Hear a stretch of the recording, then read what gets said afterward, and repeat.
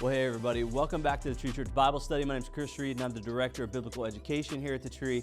And I just want to welcome you to this podcast. We are so excited and blessed to be able to provide for you this resource where we take the time to break down one chapter of the Bible every week. And so we're currently working through Deuteronomy. We're almost to the end, but today we're going to be looking at Deuteronomy chapter 33.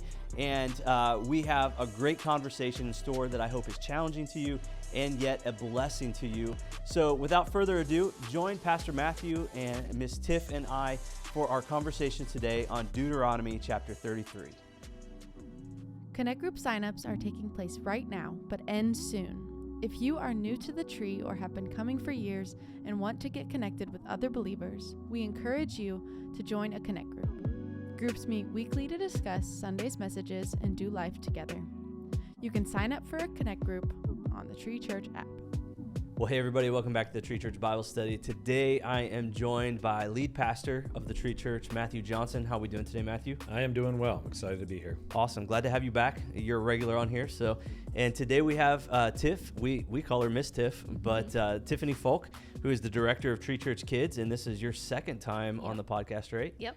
Glad to have you back today, and so we're excited to get you in, and we're going to be talking about Deuteronomy 33. But before we get going, let me just ask you guys a few quick questions here.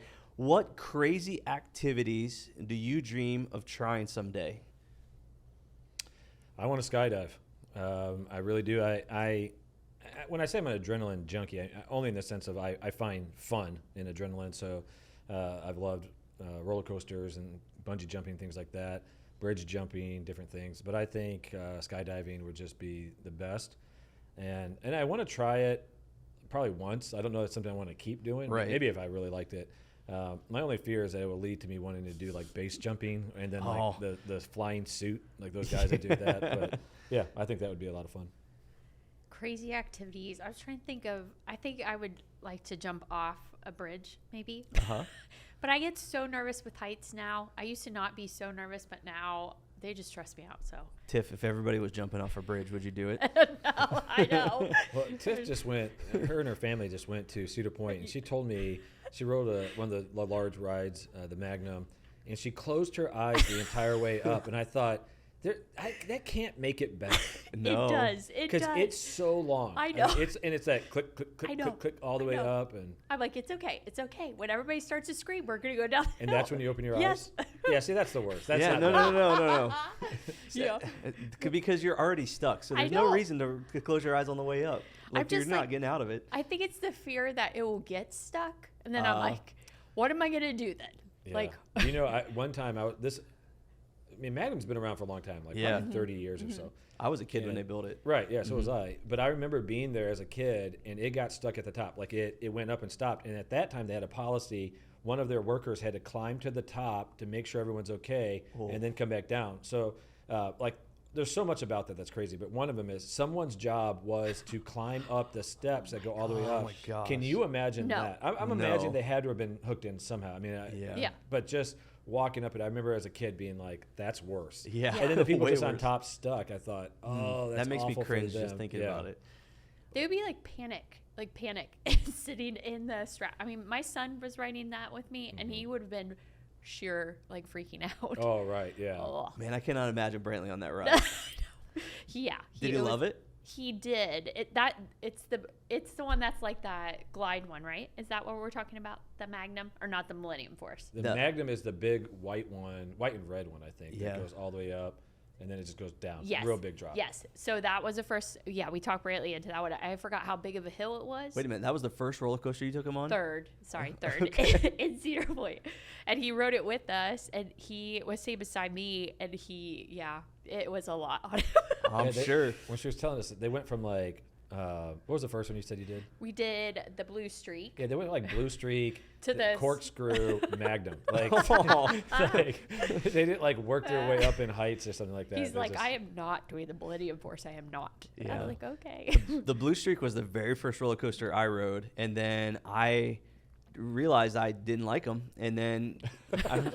That was it? That was pretty much it. No, it wasn't the last though, because I went some years later and got talked into going again, and they took me onto the Raptor, which is the one where your feet dangle. Yeah. Well, Oh, I absolutely loved it. Like it Oh, was. that's a fun ride. That is a You fun don't ride. like that, right? I don't like the spins. Yeah, The okay. spins make me sick. Yeah. Oh man, I love that. And then I got on I think I got on like 3 or 4 roller coasters that day. So that was a good time. And again, if anyone's wondering why I know Tiffany so well with roller coasters, we just had a very long conversation Yes, about it. yes. I feel like I'm like, you like that, you did this, Yes, you did we that. We did, yeah.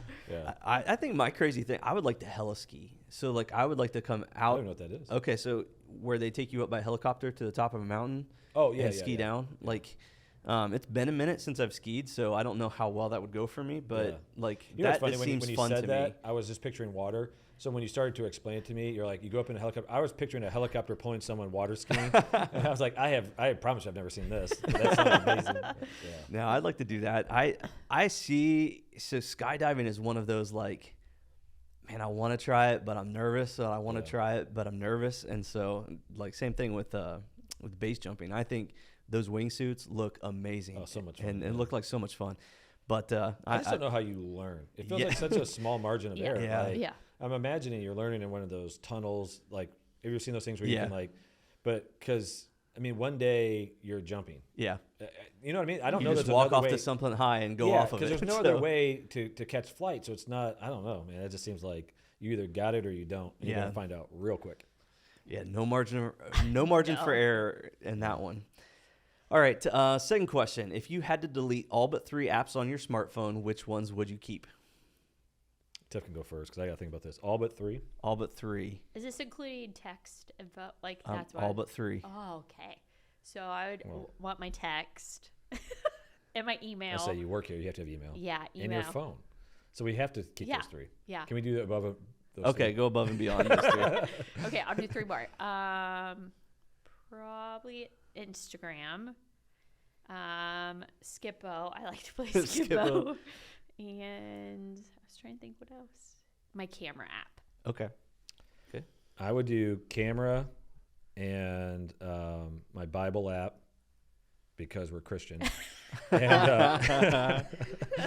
And Stumble Guys, just because my kids have got me into Stumble Guys and I can play with them. And it's just so much fun. Like it's Yeah. just a connection point. So I don't know that I would keep that forever. But right now it's a lot of fun. So yeah. I'm keeping Audible, Spotify, and then my watch app. Okay. So I'm gonna keep that on there so that I can utilize the function of my watch. Yeah. So- If I could get rid of social media, I would just get rid of it in general. So I took that off my phone probably about a year and a half ago, maybe a little bit longer. never looked back. Never. I've thought about putting Instagram back on because I do like Instagram. The other day I had it pulled up on my web browser, and Michael came to me. He's like, "You can look that up online on a web browser." I was like, "It's the only way I do it, buddy." So, but it doesn't have all the features and Like functions. to him, that was advanced technology. Yeah. But the truth of it was, you were just like way behind the times. yeah. You're He's still like, on "What a are you, web browser." 90?" I'm like, "Yes, yes, I am." When you feel like you're getting old on Yeah. technology, I'm like, oh, I don't want to hear about it. Yeah. Yeah. Yeah, there's some social media apps that Yeah. some of the younger people in the office will talk about. I'm like, no, Yeah. thanks. I I can't keep up with Instagram, but all right. So let's jump into chapter 33 in Deuteronomy, and we're going to be reading through. We're going to read a chunk of scripture, and then we'll talk about it for a little bit, and then we're going to read some bigger chunks. Today we're looking at a passage where Moses is getting ready to go up and die. We've talked about this over the last couple weeks, that God had told him that he would not be able to go and see the promised land. This was a consequence of his action to kind of take things into his own hands and disobey God. And so he's not going into the promised land, but he is going to be laying out some kind of like his last thoughts and his last words. And so today we're going to be looking at it's another, I don't know if it's a song or a poem, but it's where he goes and he blesses the different tribes of Israel. And if you didn't know, the 12 tribes of Israel come from the 12 sons of Jacob. And so we're going to see those names pop up here today. And so that's what God is going to be doing through this passage. So let's get going into 33, and we're going to start in verse 1, and we're going to go to about verse 5 here. So this is the blessing with which Moses, the man of God, blessed the people of Israel before his death. He said, "The Lord came from Sinai and dawned from Seir upon us. He shone forth from Mount Paran. He came from the 10,000s of holy ones with flaming fire at his right hand. That is a picture and a half, is it not? Yeah.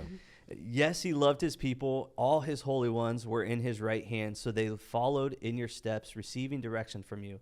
And when Moses commanded us a law as a possession for the assembly of Jacob, thus the Lord became king in Jeshurun. Jeshurun is just another, it's almost like a nickname for Israel. So when you hear that, think Israel. Yeah, it means upright one. Upright one? Very cool. When the heads of the people were gathered, all the tribes of Israel, when the heads of the people were gathered, all the tribes of Israel together. So we get this beginning portion of this, and Moses, as he always does, is recounting this idea of God being the one that goes before them, God Right. being the one who was going to lead them into the land, and he's just celebrating who God is in this moment. And so I want to take a second, and the basis of this poem is that God is their king. He is their protector. He's their defender. He is the one who's going to not only help them conquer the promised land, but also be the one who sustains them and blesses them in it. This is a common theme throughout the book of Deuteronomy. And so I want to ask this question. What does life look like for us if we really live this out in our lives? So if we believe that the all-powerful creator God, he loves us, he's present with us, and he is going before us, and he's in our midst, and he is working in the circumstances of our lives, what does life look like if we truly believe that and put that into practice? Yeah, I mean, it obviously is a life that has a higher level of peace in it, and it's also a life that takes larger steps of faith. When you genuinely believe that God loves you, is connected to you, and that God is powerful, it can't help but impact the decisions you make and the lifestyle you live. I think all of us will understand it to some capacity. It's when you have someone behind you to encourage and to strengthen you, it impacts how you live. Yeah. So whether it be a good friend or a spouse, or when you're a child, it's a parent.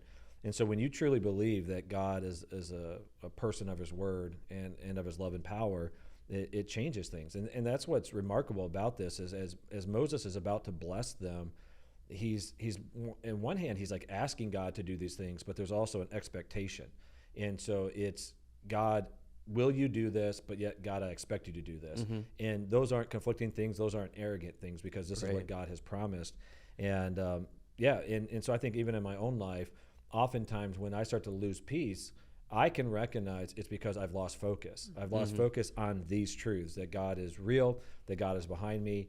And I will say this, the more mature I get in life, and I think also in faith, and the longer I've been a leader, and specifically lead pastor of the church, I have less and less seasons where I go to fear because of all of my past experiences. So there's a lot of mystery. Mm-hmm. I'm in a season right now of mystery where there are things that I wish that God would make clear to me about the future, like even with the church and stuff, where I'm just, we need to make decisions and stuff, but I don't have the lack of peace that I once did. Sure. It's like there's just a mystery to it. And it's like peace and mystery, which my old personality, those were conflicts. Mm-hmm. There was not peace and mystery. There was peace and certainty. Right. And now there's peace and mystery because of who God is. Well, and let's thinking about it this way, like in my life, I don't think we try to operate without that. Like I think we live our lives in such a way that we're constantly searching for the thing that will secure us, for the thing that will protect us. And at times, and I think this was Israel's issue, is there were other options available to them that they thought or bought into would protect them and would be the one who would do what God was claiming to do here. And so it is, I guess I want to say it this way, it is not wrong to have other things that I think make us comfortable. Tiff, you just talked about just a second ago, like Brantley went on a roller coaster. Mm-hmm. That would have been completely different if you would have not been there, right? You were a physical comfort to him. Mm-hmm. So God's not talking about like not finding in those things, but ultimately, where does that rest come from? Where do we find that peace? Where do we find that comfort? So, Tiff, anything in your life as you think about this question, anything that kind of stands out to you that you would say, yeah, this principle plays out when I am putting my trust in God? I think in parenting, especially, like, it's hard to be a parent because your kids are different than you and they do different things. But like, I need God's help in it. He created me to be Brantley's mom, and I know that, but I can't do it without him. And so once I try to do it without him, I really fail at it bad, or I'm always in this constant conflict of I can't do this right, or we're always in a conflict. But I feel like when God's like, slow down, like put me back in it, then I feel like I have peace through it. I have peace through the like discipline and all the arguments and stuff like that because God's in the middle of it. So I feel like that, and even like friendships and like doing what he's called me to do. If I take him out, and not even on purpose take him out, I just don't bring him in to things all the time. I'll just go on the whim, But once I stop and put him back in everything, I feel like everything just starts to work the way it's supposed to. Sure. Yeah, I think by nature, we don't want to operate in faith. Faith is an abstract concept apart from, if you take a personal relationship with God out of it, faith is a very strange concept. Why would you believe in something you can't see? So this is especially true of the Western mindset. So like Eastern mindset, they don't struggle with this as much, but Western mindset is we are a culture where we want to define things. We want to be able to prove things. It's actually why the Western mindset is really bent on removing God from science, because they want to be able to prove everything, show everything, whereas other cultures really are comfortable in the mystery of things. But for us in a Western mindset in America, we don't want faith because faith is the unknown, faith is the unseen. We want to be able to define, we want to be able to make certainty. Because we find comfort in that because it's how we're wired and how we're taught. So we naturally, like you're saying, like you don't intentionally kick God out of it, but we naturally go toward places where we can take control of things, where we can take ownership of things, because then it's not even so much that we have to predict the future, we can control the future. Yeah. So like if you talk about in parenting, we had our group that was eating lunch today, we talked a lot about parenting and our children and what was different. There is a part of us that goes, oh, I can figure this out. I can figure out their personality. I can figure out the strategy, and then I can do it so that I can guarantee a certainty of how this is going to look. But we recognize that's not the gift that God gave us. The gift that God gave us was the mystery of our children, so that through this process, we can learn to die to ourselves, and in the same moment, learn to invite God into the situation to change our hearts, to give us wisdom. And so now this mystery, this uncertainty becomes this very beautiful thing. Right. We don't naturally do it though. And that's what Tiff's saying. Like we don't ever, if you're a person of faith, you don't say to God, get out of this. Right. But then our behavior just by neglect, we exclude God and then we go our own way. And so we do need to be reminded. And Tiff said like to bring him back in. And some might ask like, what does that look like? I know with Tiff, she's very much a person of prayer. And you can talk about other ways you bring God in, but for me, it is prayer. Yeah. Where I have to take a pause and go, God, here's the situation. I need your help. And it's often as simple as that. I'm not one that prays these long, elaborate prayers. I'm not an elaborate communicator. I'm a really blunt, plain communicator. But when I talk to God, I'm like, all right, God, I'm in this situation. I don't know how to do this. I don't know how to relate to my kid. I don't know how to relate to the situation. And then you invite God in. And what James says is if you go to God for wisdom, he'll give it, but believe he's going to give it. Don't doubt. Yeah, and I find the Psalms super helpful in that way.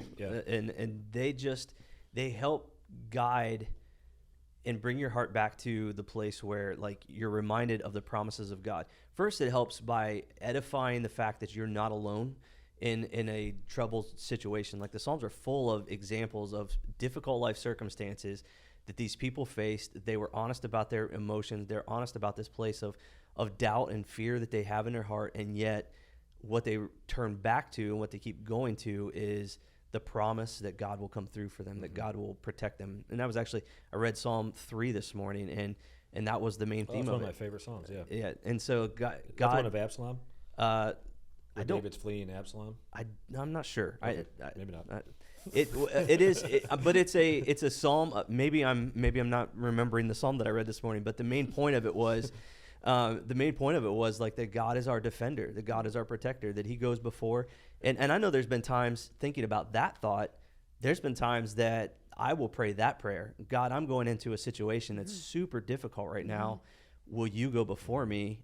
Anytime I have to have a hard conversation with somebody, God, will you go before me? You know my strengths, my weaknesses. You know what you've asked me to do. Soften hearts. Yeah. God, you know what you're asking me to do.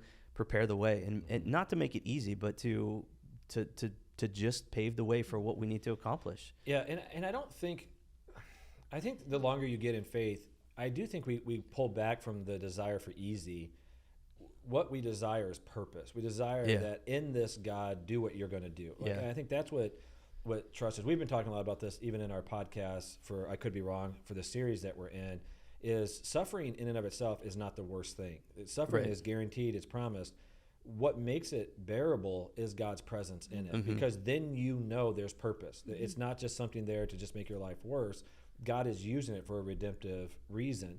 And I think that's what, like, when you're including God, when you're asking God to be involved in a situation, you're not necessarily saying make it easier. You're just saying, like, be here so that I can get the most out of it. Because here's what I don't want. I think we all agree.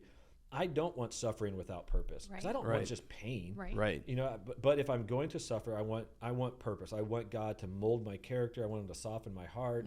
I want him to refine me in that process so that the pain doesn't lack purpose. Absolutely. Psalm 3 is the one. It's where David's fleeing Absalom. The only reason I love this psalm, but there's a funny verse in there where he asked God, talk about this as like authentic.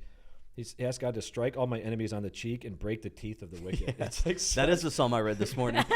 Can you imagine praying that? Like, I'm not even sure that'd be a great prayer now. Like, someone does something wrong to you and you're like, God, will you just hit him? Yeah, but just hit him in the mouth. But honestly, like, the image is God as a warrior, God protecting us.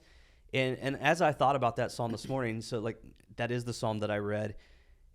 As I thought about it, I physically said out loud while I was praying, I said, God, my enemies are not people, but I have circumstances in my life, I have situations, I have things going on that come against me and cause confusion and frustration in my life. And I want you to punch, and I want you to punch them in the teeth. Right.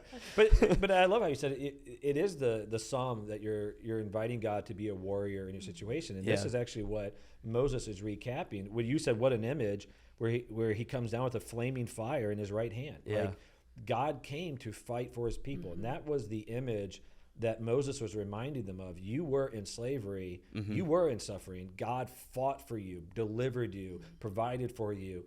Never forget that context, because if you forget that context, you will go back to trying to control things. You'll naturally exclude God.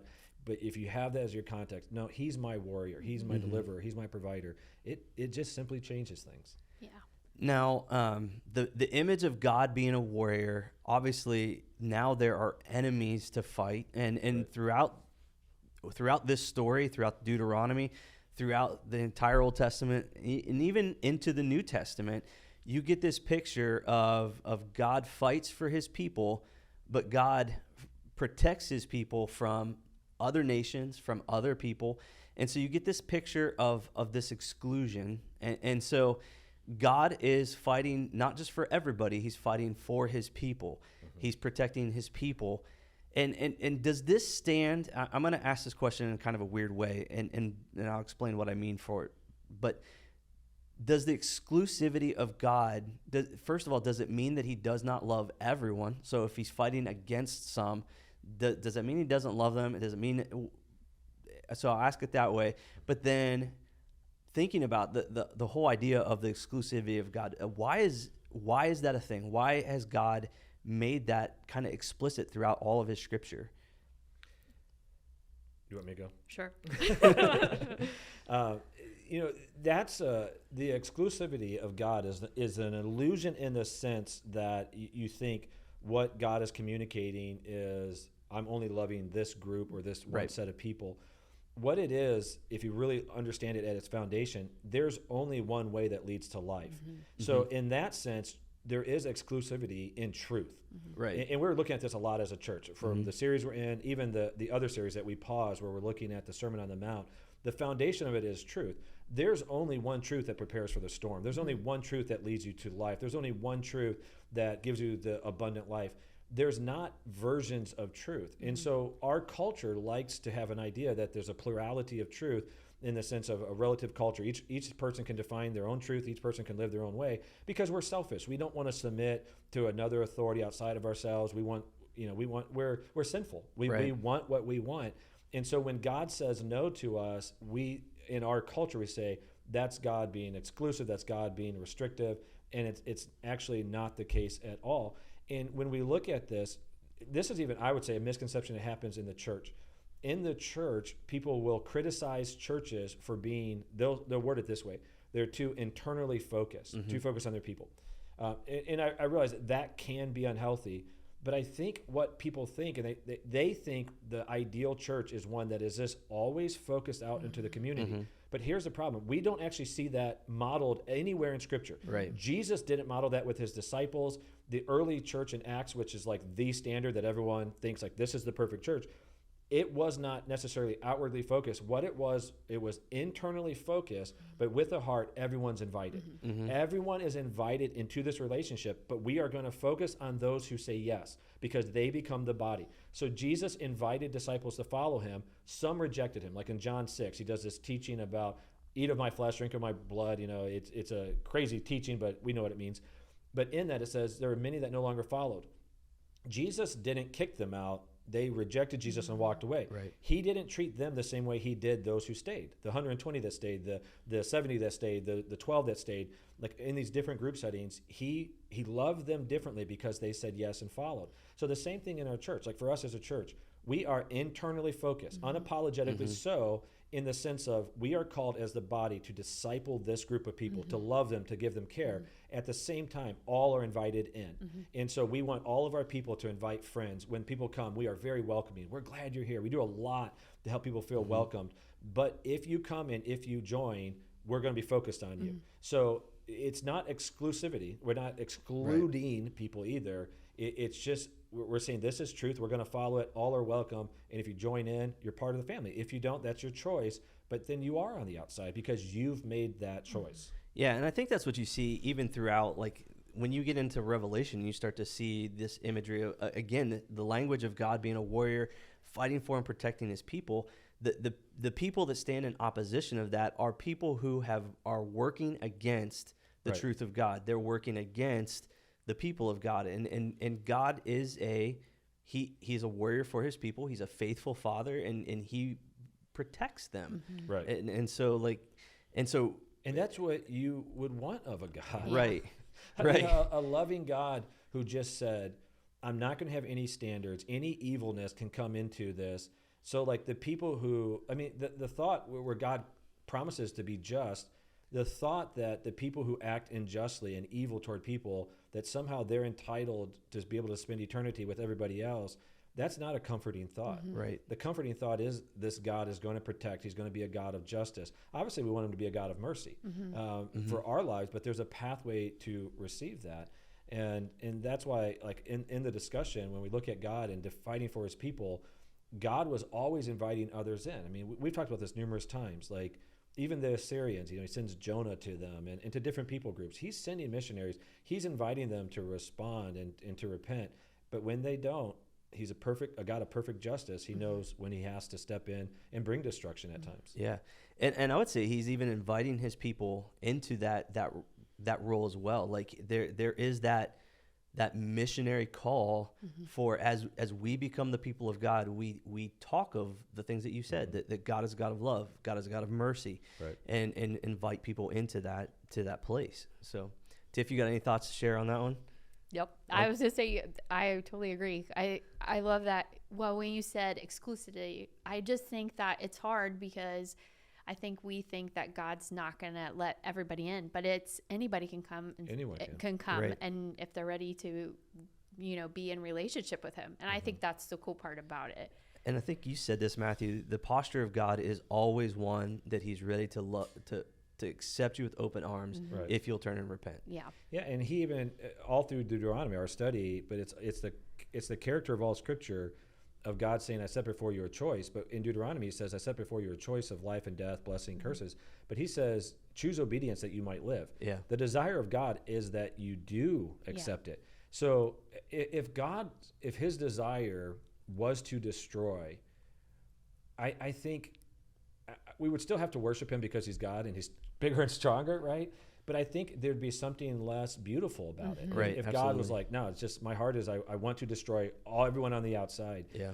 I think what makes God so marvelous is the grace he's shown us, but the grace he's ready to show anyone. And I think that's what makes him so unique. And when Jesus came, I mean, Jesus was God in the flesh and so radical in how he responded. You can't look at Jesus and not see someone that was trying to pull outsiders in. Mm-hmm. Yeah. I mean, from every people group, from the Samaritan woman, and I mean, just everyone, the tax collectors, the sinners, the prostitutes, even the religious. You know, like we know he spoke harshly to the religious because of their hypocrisy, but we also know that he spoke kindly. I mean, the conversation with Nicodemus in John 3 and other places where Jesus is just saying like, my heart is for all. And so when he looked at Jerusalem at the end of his ministry and he wept over Jerusalem, his heart was like, you missed an opportunity. If you would have only known. Right. So this wasn't a God celebrating, yeah, you outsiders are about to burn. You know, it's not, it was a heartbroken God saying, I want everyone to come in.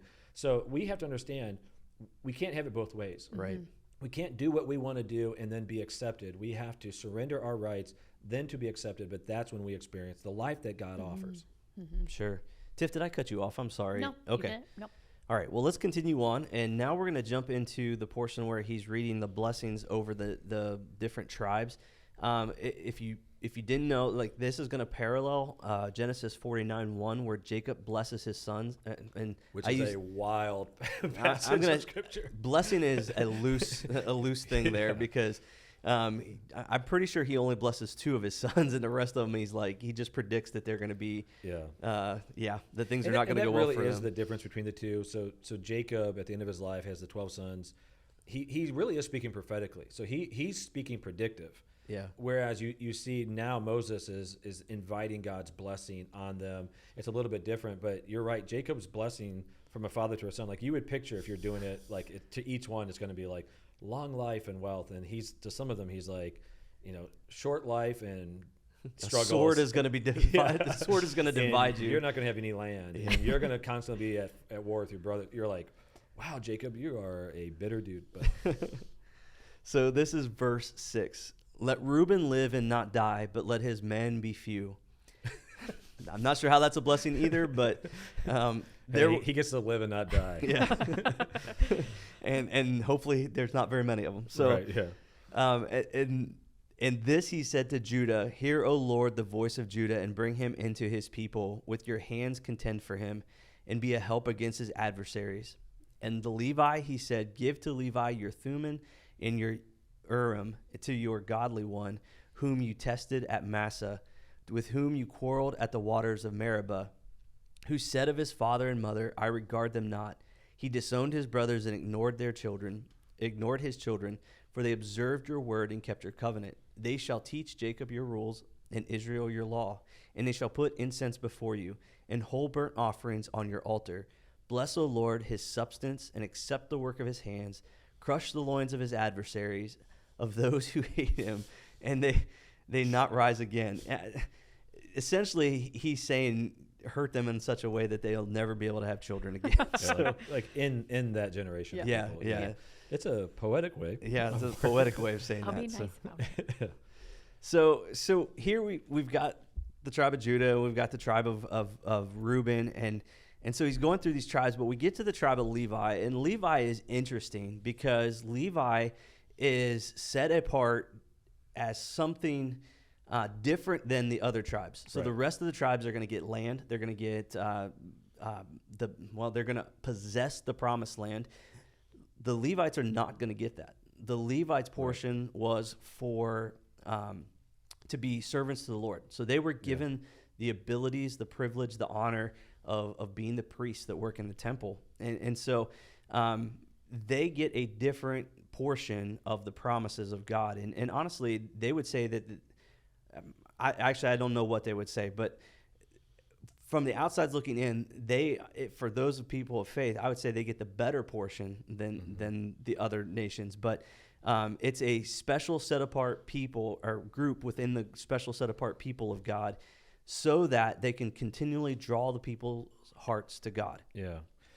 Can I speak to this for a moment, Chris? Yeah, go ahead. One of the things that's, I think, so remarkable about this, so if you were to go and as we reference and look at Genesis 49 and see Jacob giving blessings over his sons, and then you see this where Moses is giving blessings over the tribes, one of the things that's just remarkable is, first of all, how God turned a family into a nation. Yeah. That God literally created a people for himself. So you see this, that's how powerful and sovereign God is, that he was able.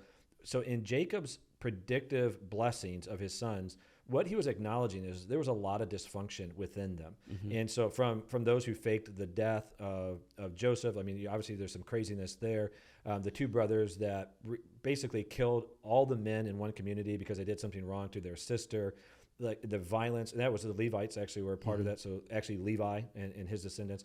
But the reason why I'm saying all that is even in that dysfunction, as Jacob is acknowledging, like there's a lot of brokenness, what we see now is the potential for redemption. Yeah. And so as Moses is talking about it, and even specifically about the Levites, to me it is a fascinating thing that this group, so this son, and we talked about this in an earlier Bible study, but a son who you could have said not only that son but also his descendants just have a heritage of dysfunctionality. We see that God took that and redeemed it. This group that maybe they were aggressive people, maybe they were violent, but God used that for his good. So like when God was going to bring judgment upon the nation because they rejected God. So when Moses went on the mountain for 40 days and they went to idolatry and worship, when Moses came down, he said, who will stand with me to go and basically to dish out judgment on the people? It was the tribe of Levi. Right. So these warriors stood up and said, we'll do it. And they honored God, and then they were set apart.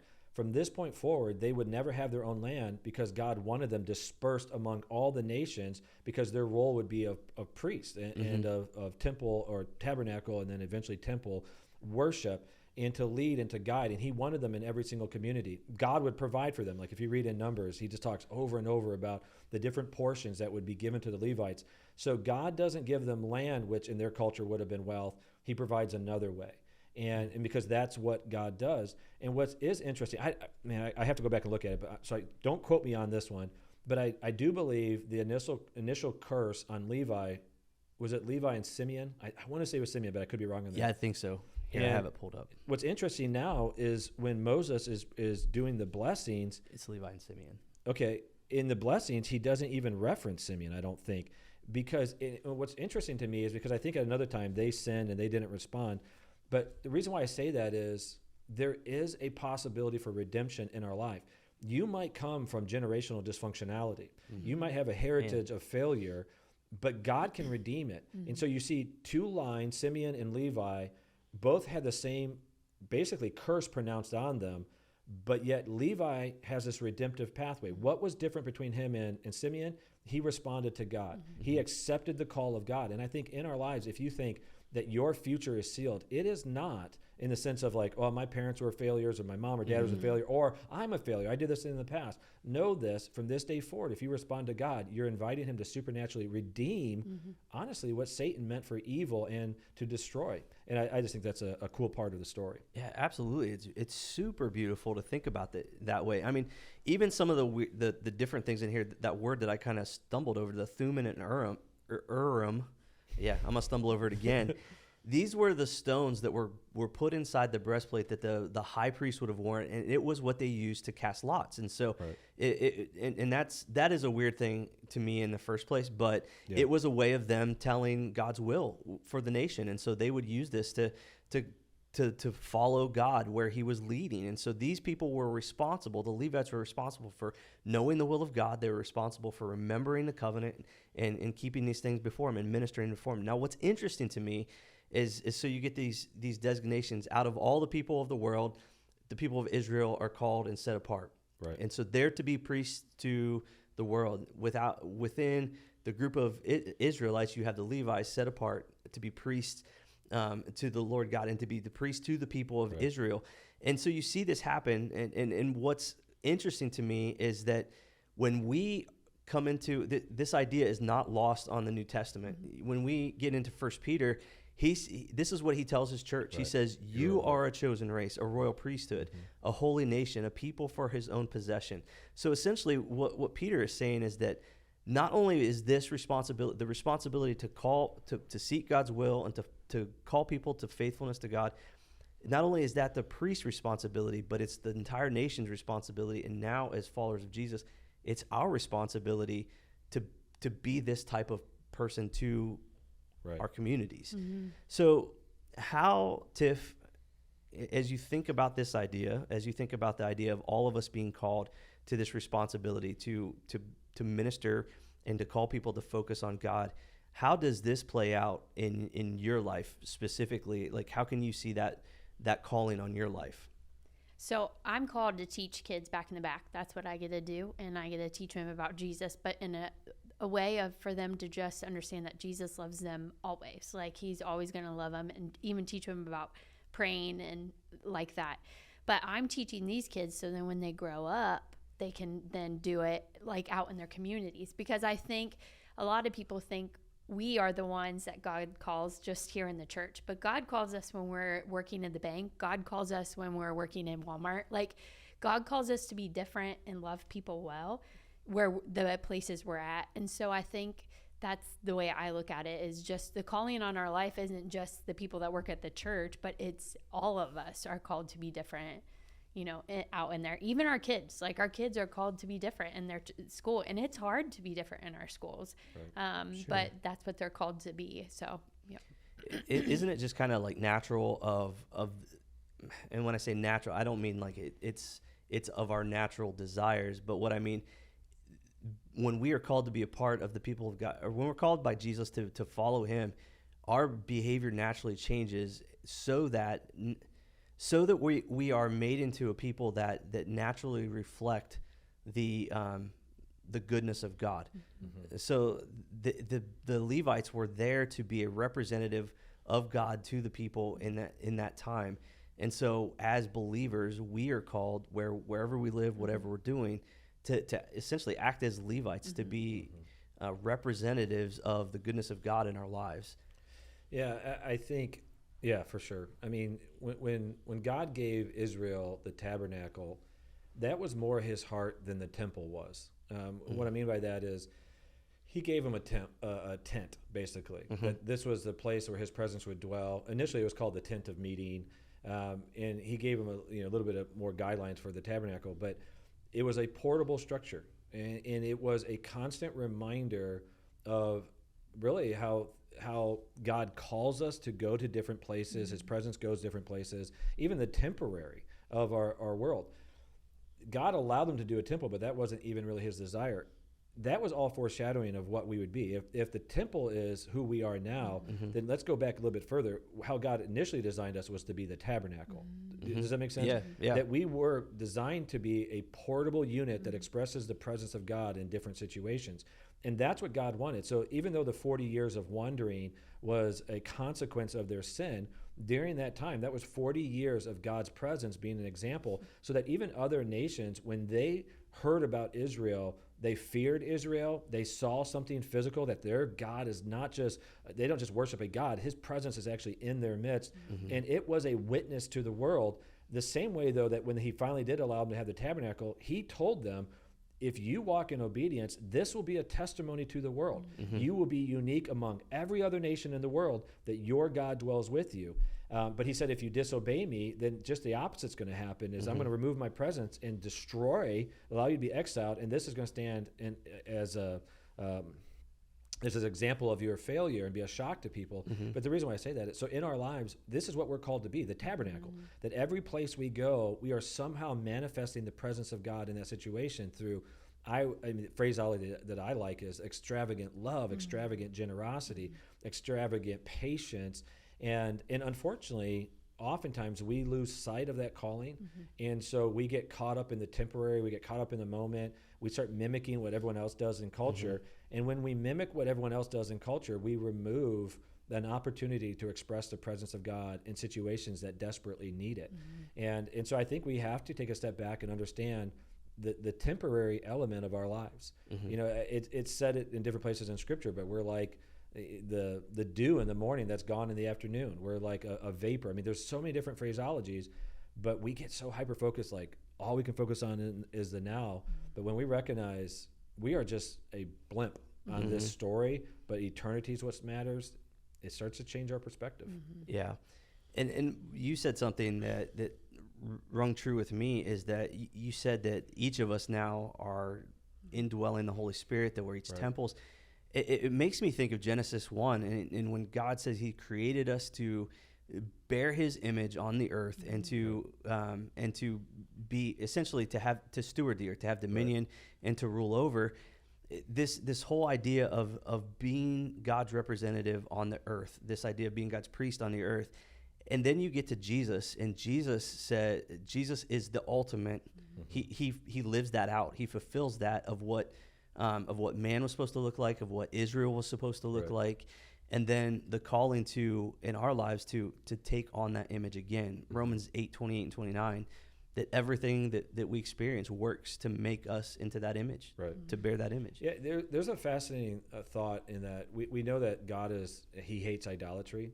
I'm really focused on this because I'm going to be teaching on it here this Sunday, which when this gets released might be last Sunday. So I don't know how this goes, but when we look at idolatry, actually the same words and phraseology that's used in that we're created in the image of God is the same language. So what people would do is they would take an image. So I'll just use my water bottle, for example. They would take like an image like this. They would make something and say, this represents the God that I worship. So it could be a false God, the God of water. And of not very good tasting water either. I'll just tell you that. I'm not a big spring water person. Anyway, so this represents that. But the flip side of it is God created us and said, no, this represents me. Yeah. We represent God. Right. We are the idol, or the image of God created. And I mean, think about the weight of that. God created us and says, us, humanity, this represents me to the world.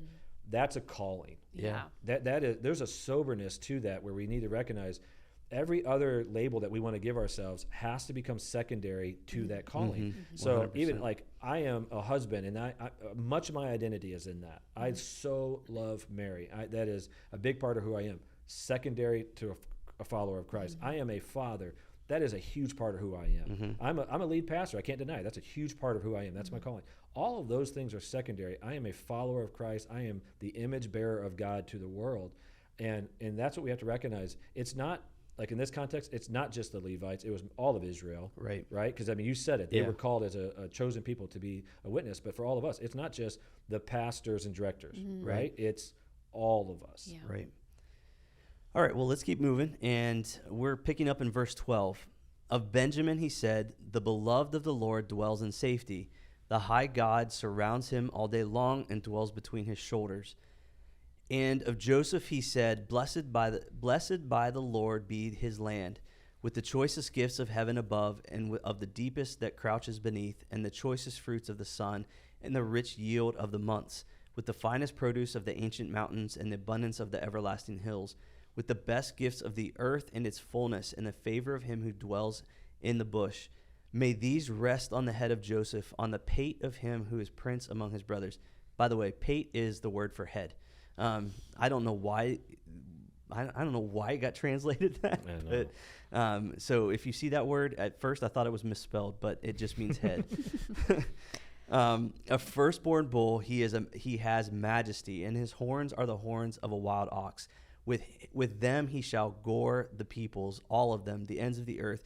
They are tens of thousands of Ephraim, and they are the thousands of Manasseh. So Joseph's blessing was actually split up between two different people, his two sons, Ephraim and Manasseh. So when you typically look at them, they make up the half tribes that would take Joseph's position. But because he pulled Levi out of it too, that took him down to 10. So the two sons took the spots basically.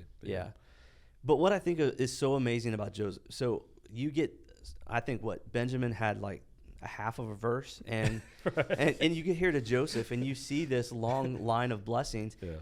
But think about Joseph's life and the story and how things went for Joseph, and how faithful he was in spite of the difficulty and the tragedy that would befall his life, and his faithfulness resulted in these amazing words spoken about him. I think that's what you just said, Chris, is such a powerful truth that honestly I hadn't even thought of when I was studying this. His faithfulness and suffering produced this blessing. And it's not that he earned it, but it's just that's what God does. The faithfulness in that, and I know like Tiff has shared her testimony numerous times about that. Like you've experienced it too, like suffering in life, but yet staying faithful, and you receive blessing for that. I don't want to put you on the spot, but like I know that's your testimony because you share it all the time. I'm not like embarrassing you and stuff like that. I don't think. No. Are you talking about the adoption? But just in life in general, like one of the things I've so celebrated about Tiff is that you could have at numerous times in your life gone to bitterness Absolutely. and suffering and just been like, oh, this is unfair. Yeah. I got a crappy situation. I don't like it. Yeah. But yet you've chosen to go to prayer. You've chosen to go to worship. And the reason why I say that is even on our staff, Tiff is the one that people that are hurting go to, especially a lot of the ladies, go to Tiff, and Tiff in that guides them to faithfulness, guides them to prayer. And you can speak to that. Yeah. Well, I think for me, like I came from a family that my parents got divorced when they were 5. So we had that, and my mom. You were 5. Yeah, I was. I was 5. Yeah, specifically, I was in kindergarten actually, and so then my mom got remarried when I was in 3rd grade, and then my mom got re-divorced when I was in my junior year of college or senior year of high school, and so But it wasn't like my mom didn't love. It was just one of those things that just happened, and I didn't have a good relationship with my dad. I didn't have a good relationship with my stepdads, and so I think that's the hard thing is you want to please that part. But then that's when I started God's like, Tiff, how about you let me take that part of that for you, and I'll be in charge of that. And so once I started putting God as my father, that's when I saw stuff different. It's different than that. I still didn't suffer. Like you said, like we still have suffering. Like that's the thing. We can't take it off our plate. It's going to be there no matter what. But if you trust God through it, he'll be with you. And then we adopted Brantley because we weren't able to have kids when, because Nate had cancer. My husband, he had cancer when he was younger, so we couldn't have kids when we first got married, and we had to wait on that. We had to wait 9 years for Brantley to be born, but God was faithful in that, and he answered prayers that I forgot I had prayed, specific prayers he answered. And so I think God's faithful, and he'll be with you, and he'll let you use your testimony to help out people. And if you're willing to talk to people about it, because that's what helps people through things, because people told us their testimony, and that's what helped us through things. So I think if you're faithful to God, he'll be faithful back to you always and love you and take care of you. Yeah, and I think what Tiff said that resonates with me is it doesn't mean that suffering was removed, and that's like I knew Tiffany during that season when they were looking to adopt. And one of the things that was both beautiful and sad at the same time was the tears during worship. Like that weird dynamic where in this moment, my heart really hurts. And in this moment, I really do love you, God. Yeah. And like one's not more than the other, right or wrong. It was just they're coexisting of I'm suffering, but I'm comforted. Yeah. I'm nervous, but yet I'm at peace. Like I have desires that are unmet, and yet I'm satisfied. Like it's like that weird dynamic that only happens in a relationship with God.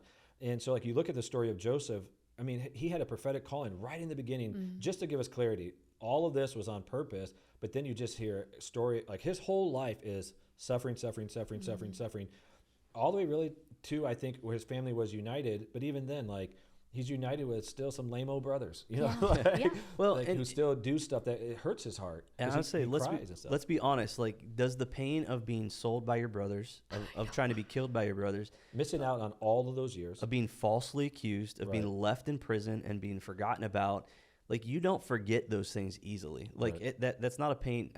I've heard you say this before when you've been talking about suffering. There's some things you just don't let go of, and you don't forget them, and yet God is faithful to do good in spite of those things that are hard for us to process through. Right. And if you don't forgive those things, then you get bitter yourself. So like that's what I think that's where I got to the point of I had to forgive my dad for leaving us, even if he didn't care. I mean, like, I think that's the thing you have to let go of. And I'm sure that's what Joseph had to do. He had to forgive him. It didn't take away the pain. It was still there. But God's a just God, and he'll take care of the rest of this stuff. For sure. Yeah, and what you said was so good, Tiff, that being faithful to God is not dependent on other people's response to it. You know what I mean? So, like, you didn't wait for the circumstances to get well to be faithful to God. Right. You responded in the difficulty of it. All right, verse 18. And Zebulun, he said, rejoice, Zebulun, in your going out, and Issachar in your tents. They shall call peoples to their mountain, and there they offer right sacrifices, for they draw from the abundance of the seas and the hidden treasures of the sand. And Gad, he said, blessed be he who enlarges Gad. Gad crouches like a lion. He tears off arm and scalp. It's a weird way of saying things in here. So he chose the best. If that's a compliment, like, what kind of compliment is that? You're the one who tears off arm and scalp. He chose the best of the land for himself, for there a commander's portion was reserved, and he came with the heads of the people. With Israel, he executed the justice of the Lord and the judgments of Israel. And Dan, he said, Dan is a lion's cub and leaps from Bashan. And Naphtali, he said, O Naphtali, sated with favor and full of blessing of the Lord, possess the lake and the south. And of Asher, he said, most blessed of sons be Asher. Let him be the favorite of his brothers, and let him dip his foot in oil. Your bars shall be iron and bronze, and your days so as your days, so shall your strength be. There is none like God, O Jeshurun. And now he's talking to the whole of Israel again. There is none like God, O Jeshurun, who rides through the heavens to your help, through the skies in his majesty. The eternal God is your dwelling place, and underneath are the everlasting arms. And he thrust out the enemy before you and said, destroy. So Israel lived in safety. Jacob lived alone, and in a land of grain and wine, whose heavens drop down dew. Happy are you, O Israel, who is like you, a people saved by the Lord, the shield of your help and the sword of your triumph. Your enemies shall come fawning to you, and you shall tread on their backs. Yeah, what I love about this, if you didn't know the context, you would think he was speaking of past tense. Right? And so there are some elements of it that's past tense, but he is speaking prophetically about the future as if it's a certainty. Yeah. And I really do love that. Like, that stirs my faith in that he's saying this is what's going to happen, but he's speaking about it like in past tense, like your enemies are going to be under your feet. They're about to go take the promised land. Yeah. They're about to face their enemies. So they're about to take on nations that we know from Scripture that are bigger and greater than them, and yet God's going to be faithful. But Moses, I don't think this is just lip service. I think he has unwavering confidence. And I think Joshua, who follows him, has the same unwavering confidence. This is going to happen. This is a certainty. Like, we're going to go and we're going to win. And I think that type of faith only comes from a person who takes steps of faith and experiences. I think faith is not simply an intellectual exercise. There's a physicality to it that when you do it and you experience it, I said this in a sermon recently, and this sounds really self-serving. It's one of the favorite things I've ever said in a sermon. But I just said there's a different level of faith for a person who walks in obedience. Yeah. Like, wouldn't you guys agree with that? Like, 100%. Because, and I'm not saying that in arrogance. I'm saying it from my own experience. When I'm being shady in my life, like my past, hopefully I'm not doing that now, but in my past, if I just had a season, you know what I'm talking about, where whether it's laziness, hidden sin, just lack of integrity, whatever, there is an element that creates insecurity in my faith. Like where I'm just like, you know what? I don't have an expectation that God's going to bless because I know I'm not living right. Like when I was in high school and in college. But when I know that I'm not perfect, but I'm seeking God, I'm honoring God, I'm walking in obedience, there is a confidence that comes from that because of God's faithfulness. And even in the confidence isn't that I'm perfect. The confidence is I know I keep going back to God for grace. And it's that rhythm. I keep going back to God for grace. I'm striving in obedience. I'm taking steps of faith. There's that confidence that builds. And that's what Moses has right here. Israel's not going to be perfect in this process. There's going to be times where they sin and they disobey. But he's like, here's what we know. If they will do what God calls them to do, this is a certainty. God is going to deliver them, protect them, establish them. And so essentially what I hear you saying, the confidence comes from God's presence. For sure. And it comes from doing the things that God calls you to do. Tiff, you are, just as you're known as the person that we can come to for faithfulness, you're also known as the person who turns to God in prayer. So speak a little bit about this idea that Matthew just presented, the idea of God being met in God's presence, and then walking out of that presence with the confidence and the call, the leading of God. I'll say it that way. How has that played out in your life, and how has it been an important part of responding in faithfulness in the different ways? I think I've just got to the point that I know I can't do my life on my own. God's just told me a lot. Like, I called you to do things, but I didn't ask you to do it by yourself. I want to do it with you. And so that's why I always go back to him in prayer, because really that's all I have to give. Like, I laugh. That's why I said at the chapel, but I have nothing else to give anybody but Jesus. And sometimes I feel like people think that's a cop-out because you just pray for them, but it's really the best thing you can ever do for somebody is say, we're going to invite Jesus into this situation and we're going to take care of it. And so I think that's it, is when my friends come, I'm like, I can listen to you and I can encourage you, but really the best thing is we can pray about it right now and trust that God's going to take care of it. but we have to trust he's going to take care of it in the best way that he knows. So it might not be that he will heal somebody or make something better. It's just going to be what God has. And so I think it's the unwavering faith. And it's hard sometimes because even I struggle sometimes when I pray for things and then it doesn't come true. And you're like, but I think it would have been better this way. God's like, it's okay. Like, no, it's better this way. So I think that's what I was thinking. Yeah, I've had situations and still am experiencing them to some degree where I'm praying for things that in my mind, I can't think of a logical reason why God won't answer this prayer. Right. You know what I mean? Yeah, 100%. And this is an honest conversation I've had with God where I was a little annoyed. And I had to get to a place where I had to acknowledge it for my well-being. God's not threatened by my annoyance, right? Like he understands my heart. But I had to get to a place where I was saying, you know what, God, I'm being fake before you because I'm not acknowledging the fact that this annoys me. I can't figure this out. And so this is an actual conversation. I said to God, like, this doesn't seem right. This seems like a situation you should answer this prayer. And God literally said to me, I just felt like his Holy Spirit spoke this to me, where he said, point out a time where I did something different that wasn't better. Yeah. Like, basically God was like, you know, Job. He's like, that's exactly what I thought. like, oh, you want to darken my counsel? And Yeah. you're going to, buck up like a man because I'm about to ask you some questions. That's what it felt like, where God was like, tell me a time where I did something different and it wasn't better. Yeah. And I just started thinking through, and you guys know this as staff, I started thinking through of all the times God was faithful to us as a staff and faithful to us as a church. And then I started thinking about my own life. And it really was one of those humbling moments, like, again, not putting myself on a par with Job because I'm not, but where Job was like, you know what, up until this point I had heard of God, but now I've seen God, like and something changed. That's how I felt, where I was like, you know what, yeah, God, thank you for that reminder. Thank you for pushing back on me, because that is the truth. Every time you do something, whether it's what I want or not, it's always better. And sometimes we don't see what it is, but he gives us enough glimpse that we go, yeah, I know your ways are better.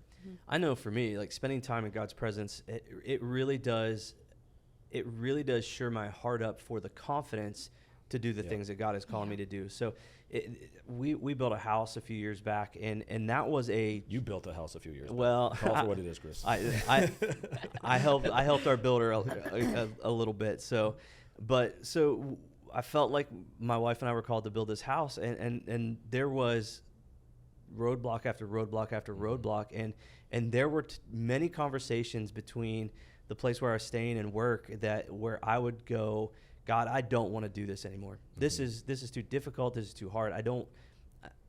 It's over. I've given up. I don't want to put the work into it. I don't want to do this. Yeah. And it was those conversations with God that it's like you said, he reminded me of the times that he's come through for me. He spoke to me through other people, because I think it's not just those moments of prayer, but also the faithful people that are seeking him as well. Spoke to me. Pastor Matthew, you were one of them. Spoke into my life to, again, give me confidence to walk out of the things that God was calling me to do. And then it was just this constant presence of you don't have to have it all figured out. You don't have to have every step of the way. Just take this next step. If you take this next step, and then I'll lead you to the one after that. Yeah, I remember when you at one point you were about to give up on the project. We were in contract with another house. Right? Yeah. And I said, I remember saying to you, I was like, it felt like one of those moments where I'm like, I'm about to kick a brother when he's down, because that's what it felt like. I knew you were like, and I just said, didn't you feel called from God to build the house? And you were like, yes. You remember that? But it was like, but I think it was also a moment of hope where you go, yeah, God's going to be faithful. And then it worked out, and your house is wonderful and beautiful, and in a place that brings incredible joy. Like, I mean, my kids love going there. Well, we love going there. We love having them. So, but I was going to say, with our adoption, like, if God would have allowed us to get pregnant, I wouldn't have seen God the way I did now through the adoption. You know what I mean? Yeah, 100%. That was like one of the times when he said no was a hard no, like, because that was hard for me to accept. But yet, in the adoption, in the waiting process, him showing who he was amazing to me. Yeah. And so, like, I think if I didn't have that, I wouldn't have the faith like I do now, because that was like, okay, I can't prove anything else. It was God every single step. So and it's so awesome. And obviously, if you and Nate would have had a child, you would have loved that child the same as Brantley. Right. But even now, knowing Brantley, you can't even imagine life without him. No. Right. And like, I remember that was a moment that, and I've shared this from the front, when I remember it was your situation and also with the Kilbargers, that it was just like, I remember I got super emotional because just thinking about that child, their whole trajectory of their life is radically changed. Yeah. Like what would have been their reality is so changed that the only reality they're ever going to know is love and God. And I just remember being like, thank you, God, because like your guys' suffering brought incredible peace to a kid who was going to be suffering. And it was like, just that sometimes we don't even realize too, is like our story isn't always just about us, rarely just about us. It's about all these other things that are going on and all these other lives. So now Tiff, who's gone through that, who just said her faith is stronger for that, is the person. This is without question. So Chris already asked this. This is a legit thing on our staff. When we know that when you go to Tiff's first response is, let's go to prayer. Because like, as she said, that's what she has to offer. Right. It's the, Peter and John, silver and gold have I not, but what I do have, I give to you. And what we have is Jesus. We have Jesus to give people, but we have to live a life that models that so that we can give that to the people that God puts in our pathway and us in their pathway. Yeah. Absolutely, 100%. Well, thank you both for being here today. Really appreciate your thoughts, your insights that you brought to this passage, and just super thankful that we get the opportunity to do this. So if you're at home and you're listening and you are absolutely enjoying these, you're growing because of them, here's what I'd ask. I would ask that you take the time to share it with a friend. If you know that they're suffering or they're struggling through something and that this would be a benefit to them, just shoot them a quick link through Facebook, Apple Podcasts, or just point them to our app and they can find it on there. So thank you so much for listening today. We just finished 33. Deuteronomy chapter 34 is the last chapter in Deuteronomy. And so you've got one more episode in Deuteronomy, and then we're going to be starting to take a look at the book of James. And so it's going to be good to get back into the New Testament a little bit. I just figured we're going to do Leviticus or we're going to do Numbers. No, I'm just kidding. One of these days, we are going to do some of these more, I won't call them obscure, but they're interesting books of the Old Testament. We'll get there. Love it. I love Deuteronomy. We joke about it just because it forced us in some odd conversations, but yeah, it's been awesome. Yeah. So thank you again for listening, and we are so blessed that you take the time to grow in your faith with us as we talk about these scriptures. So hope you have a great week, and please join us again next week.